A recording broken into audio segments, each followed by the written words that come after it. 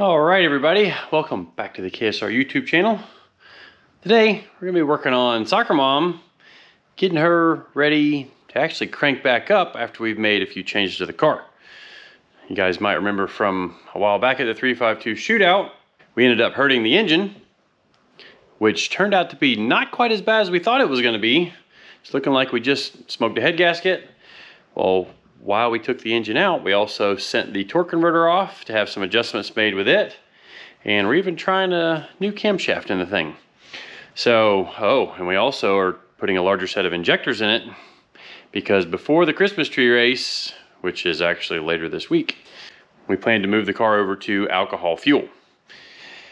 So, we got a little work to do. We upgraded the fuel pump to a Aeromotive 12-gallon a minute fuel pump. It's actually the same fuel pump that is on the Lawn Dart, same pump that's on the Mullet. And it's time for us to do some upgrading. I've got to make a new fuel line that runs from the pump to the filter, and then we're going to see if this thing will still crank up. Here we go.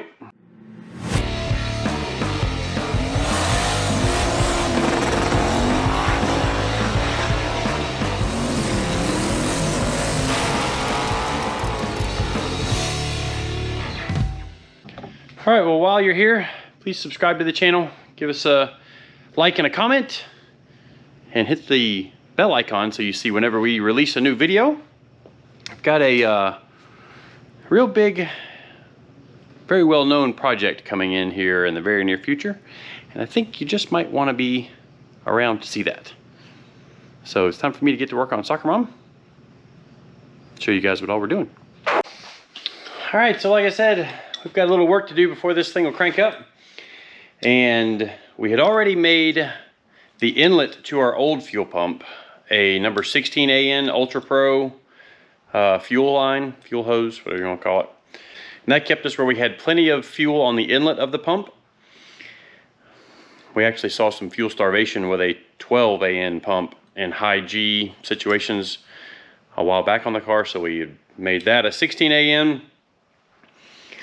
Well, we plan to redo all of the fuel lines to the Earls Ultra Pro. So to get us started today, the new fuel pump has a larger outlet fitting. It's 12 AN versus the old pump was a 10 AN. So we're going to go ahead and go 12 AN from the pump up to the filter, and then right after the filter it splits into a Y and runs a number 10 to each fuel rail, and then they come back together at the fuel pressure regulator and then dump back into the tank. So I've got to install a new fitting in the fuel filter, which you can kind of see is right in here, right on top of the, actually under the intake manifold above the valley cover. And then make a new fuel line that's going to connect from the fuel pump to the fuel filter. So this is a line I had laying around the shop, actually one that was from Mullet that I made a little bit too short with the crimped ends on it. So we're going to use a crimped end on one. I don't have a crimper here. So we're going to use a screw together Ultra Pro hose end on the fuel filter side, and then see if we can get this thing put together. So first thing, finish tightening up my fitting inside the fuel filter. I don't know how much you can see of this or not, but. And of course my battery's almost dead in my GoPro.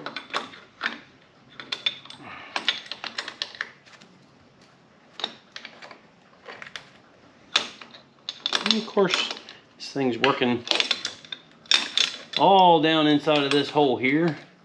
Nothing's ever easy on a race car.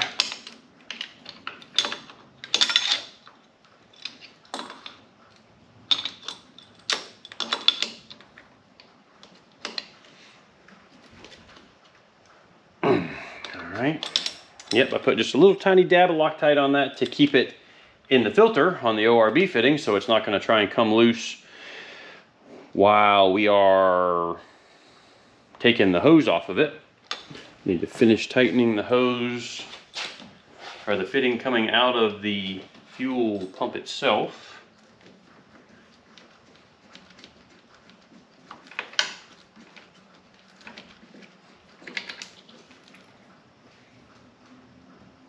Snugged it up, but not finished tightening it, and it's a little snug inside of the car too.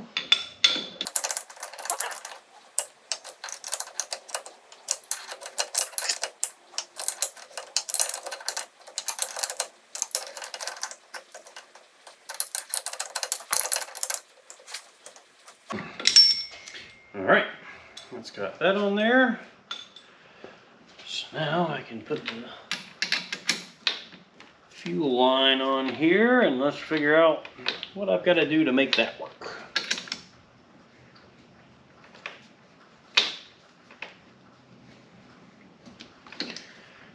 So Will and Kimmer put this thing together while I was down at Garrett and Maddie's wedding. And they both have some family obligations right now, so I'm over here wrapping up the last little bit of it. It's a team effort. So my turn to get it finished up here. Let's see how long that is.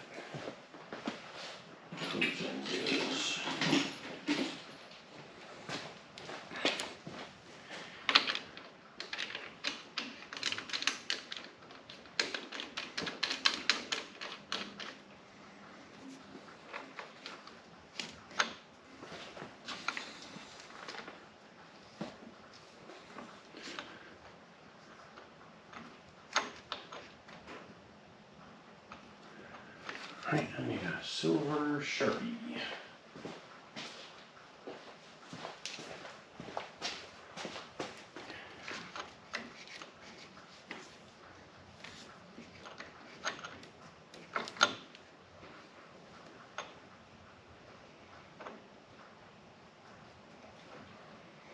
All right, looks like a good place to cut it.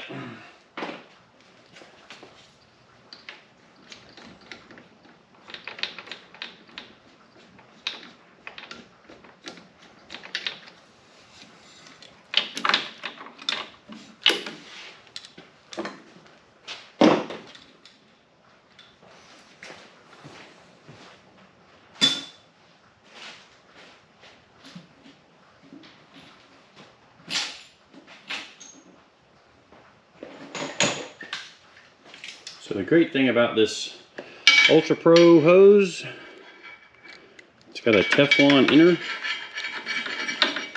You literally just cut the thing with a razor and then put your hose end on. And yeah, I'm going to try not to cut my fingers on camera. I should have taped that first, but I think we'll be all right. Back in a sec.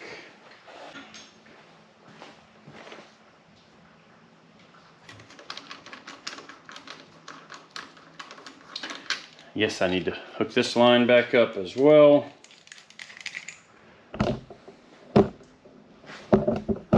You see what we've got going on here. It's one of the screw together Ultra Pro hoses.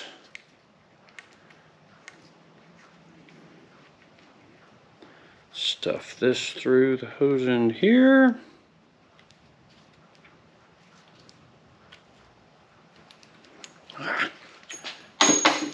Oh boy. Need some tape, preferably Teflon tape.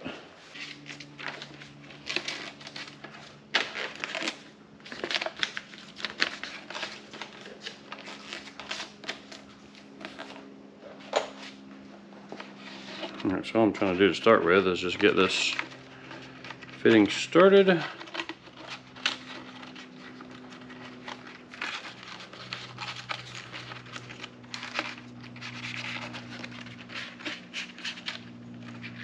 I don't know if this is going to work or not. I've never done this before. Cool. So then once that is done, peel back the outer. And then this is going to thread onto it. You got to make sure you get it straight.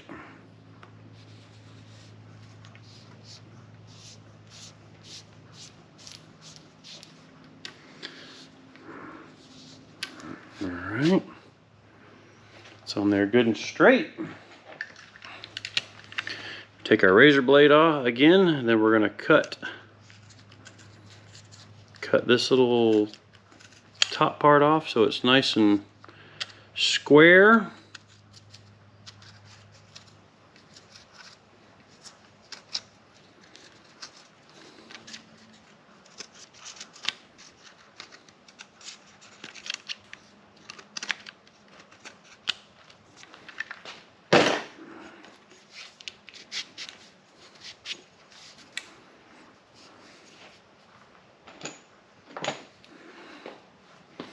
I'll just push the hose end in until the silver part fits to where that step is at.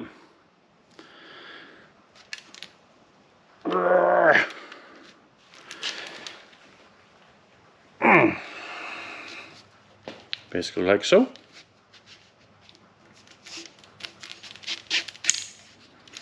Slide the hose end down.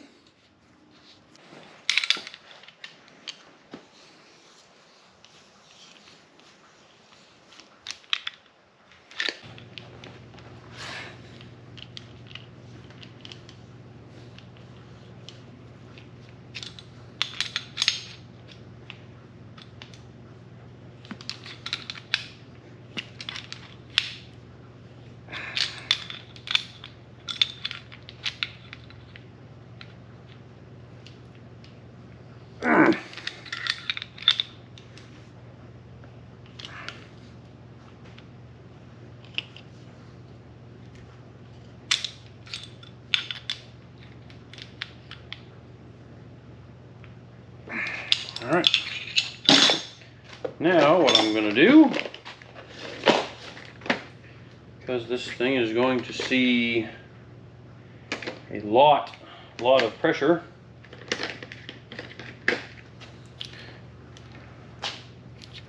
we are going to test it.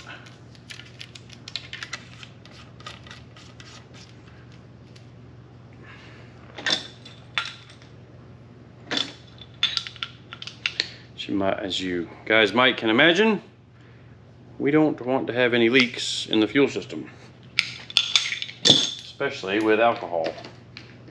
Well, I mean, you really don't want it with any fuel, let's be real.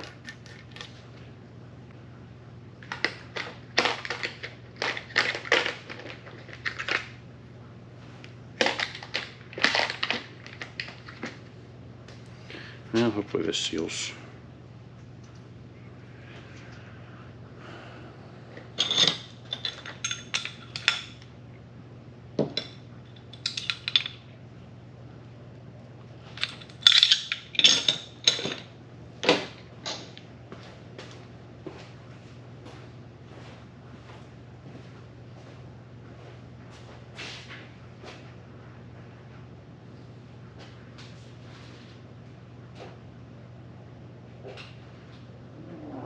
We'll see any tip on the table.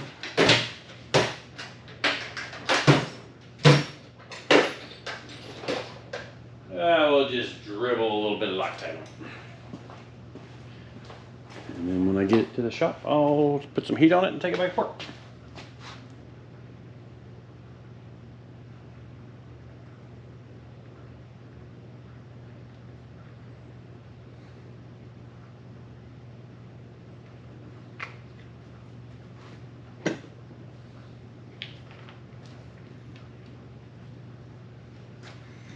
Hopefully it doesn't kill my fitting, but if it does, I can retap it. It's not a big deal.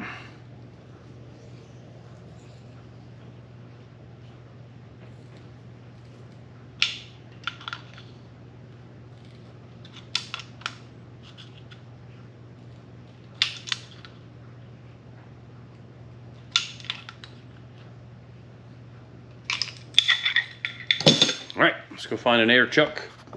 See if we can put some air to this thing. Turn the air on.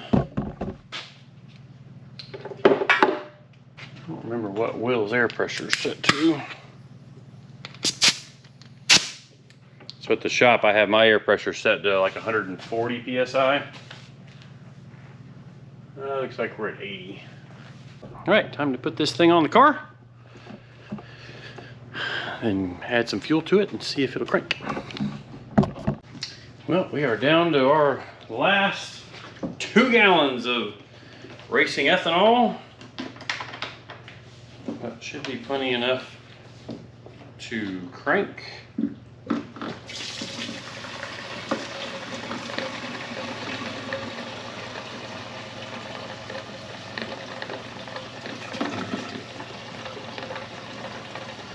an eye out for leaks anywhere. Last full tank of E85. Hopefully this car will ever have in it.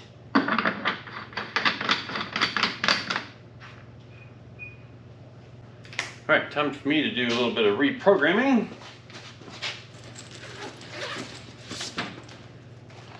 Switch our injector size around and then we'll give her a test fire. All right, so our old injectors, they flowed about an average of 290. So I'm gonna put that in there at 43 PSI, but we're gonna continue to run the system at 70 PSI, I believe was our base. I need to look at an old tune to check that out. 75 base. All right, well, I got that wrong then. Okay, so let's go back over here. 75 base pressure, and because the Holley actually does the math, so the injectors are rated at 43 PSI. That's what we had them flowed at. Well, actual system pressure is 75 PSI. So that makes the total injector flow 383 pounds per hour per injector, which is pretty doggone big. We will send that to the ECU. It's going to tell me I need to restart, cycle the power. Offline there.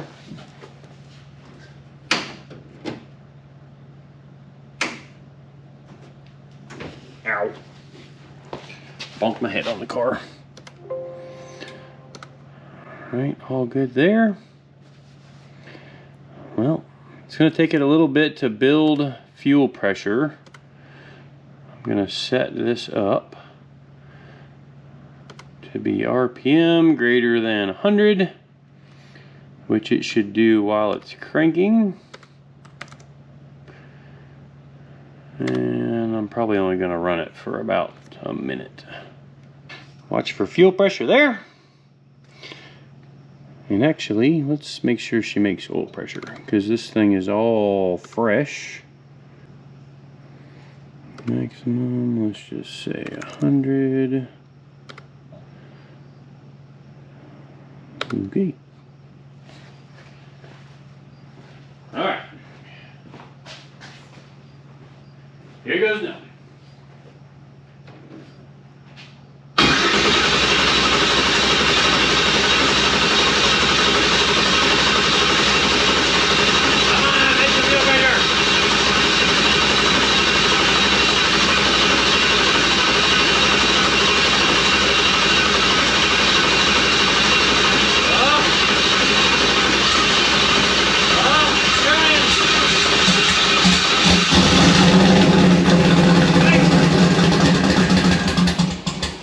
No.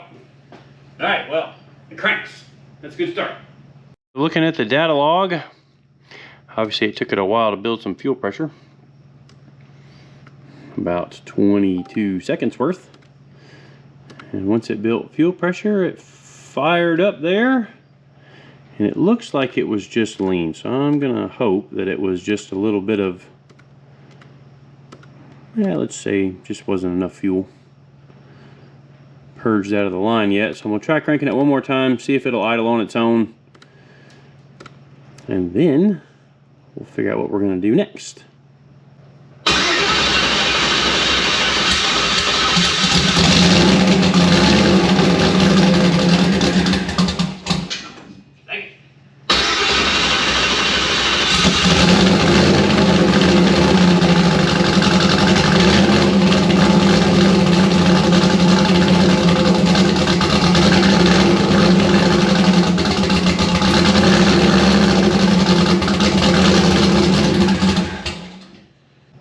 I had to kind of keep it running by pedaling the throttle just a little bit. Yeah, then as soon as it would try to come down and idle, it was just going really lean. Making good oil pressure. Ooh, actually making a lot of oil pressure. But everything is nice and cold. Alright, so making oil pressure before it cranks. I am going to try and just change give it some fuel. Wow, is it really that hot? Alright, let's just add 10% to all this. Plus 10, which that really doesn't seem like a whole lot of... Doesn't seem like a whole lot, but... Alright, let's try her one more time.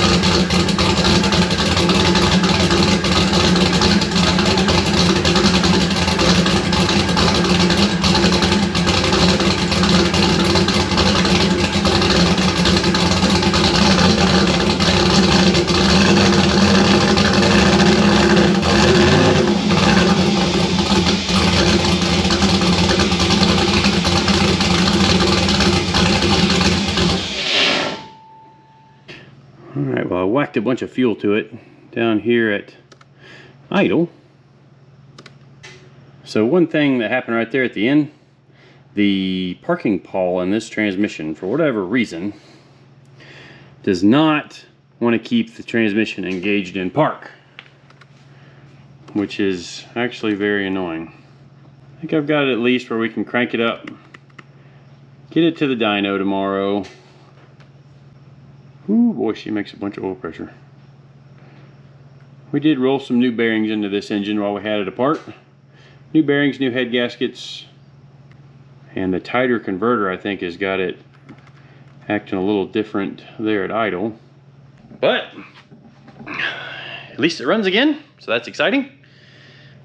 I'm gonna wrap that up for tonight because you can see it's dark, which it's only like 7 o'clock, but it's winter, it's dark, and want to make sure that I don't make all of Will's neighbors mad. So I'm going to wrap up this video. But appreciate everybody watching and subscribing. Tune in next time and we'll have this thing on the dyno.